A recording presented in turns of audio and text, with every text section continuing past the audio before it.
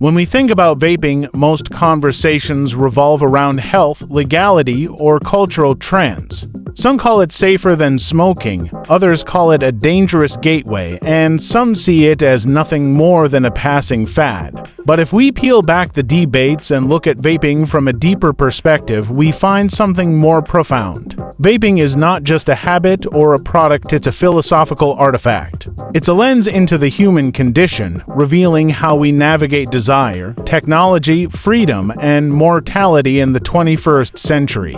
Pleasure versus prudence. Philosophically, vaping revives an ancient conversation, the tension between hedonism and prudence.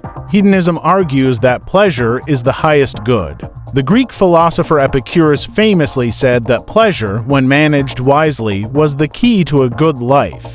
Vaping fits this pursuit of pleasure perfectly. The soft inhale, the cloud of vapor, the thousands of flavors, these are designed for sensory delight.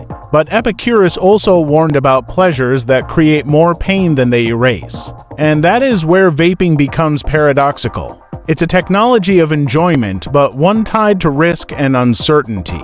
It forces us to ask, is this a harmless joy or a trap that seduces us with comfort now at the cost of suffering later? Freedom, addiction, and autonomy. Another philosophical thread running through vaping is the question of free will. Are we truly choosing to vape, or are we nudged into it by addiction, marketing, and peer influence? John Stuart Mill argued that individual liberty must be preserved, that as long as our choices don't harm others, we should be free to make them. By that logic, vaping is an exercise of personal freedom. Yet nicotine complicates that freedom. Nicotine is designed to take choice away, shaping behavior through dependency. This is where philosophers like Jean-Paul Sartre might argue that vaping embodies bad faith, a way we deceive ourselves into thinking we are freely choosing, when in reality we are surrendering autonomy to a chemical loop. The vape pen becomes a paradoxical symbol, a sleek tool of freedom that can also represent captivity. The aesthetics of vapor, cigarettes once carried an aesthetic of rebellion and mystery. The noir film hero in the shadows. The jazz musician blowing smoke rings. Smoking was tied to identity and meaning. Vaping, however, shifts that aesthetic.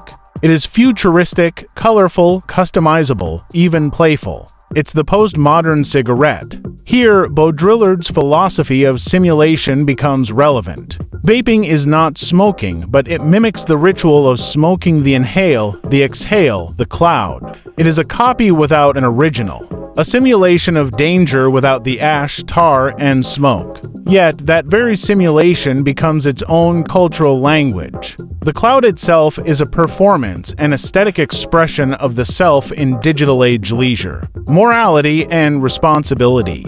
Then comes the ethical question. From a utilitarian perspective, vaping could be seen as a moral good if it reduces the harms of smoking. If millions of smokers switch to vaping and avoid deadly cancers, then vaping saves lives. But from another perspective, vaping normalizes a culture of inhalation. It draws in the young with candy-like flavors and stylish devices, potentially hooking people who might never have smoked at all. Kant's categorical imperative asks us to imagine, what if everyone did this? If vaping became universal, would society flourish, or would it collapse under the weight of widespread addiction? The morality of vaping depends not only on what it does to the individual, but on what it does to the community. Ritual, community, and identity. Philosophy also recognizes the power of ritual. Humans have always built identity around shared practices: drinking coffee, sharing meals, smoking pipes, sipping tea. Vaping, too, has become a ritual.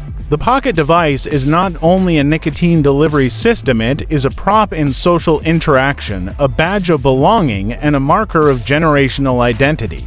In this way, vaping connects to Durkheim's sociology of religion. It creates micro-communities united by shared rituals, even if the sacred object is a cloud of vapor instead of incense smoke.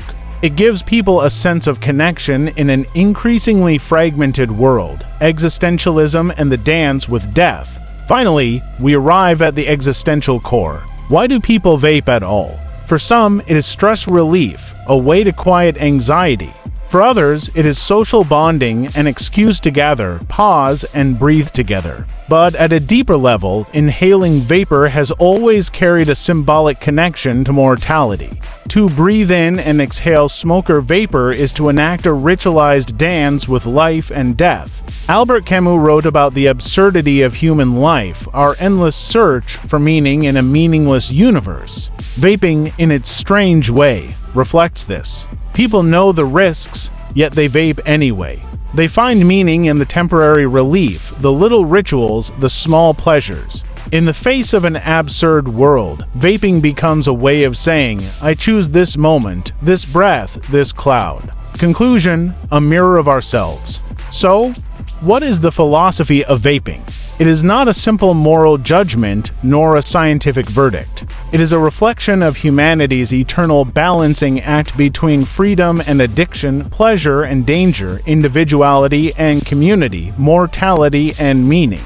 Vaping is not just about nicotine or clouds of vapor. It's about how humans take something as ordinary as breathing and transform it into a cultural act, a philosophical statement, a ritual that mirrors our deepest struggles. Whether we see vaping as liberation or enslavement, harm reduction or harm creation, aesthetic expression or hollow simulation, it remains a symbol of who we are in this moment of history.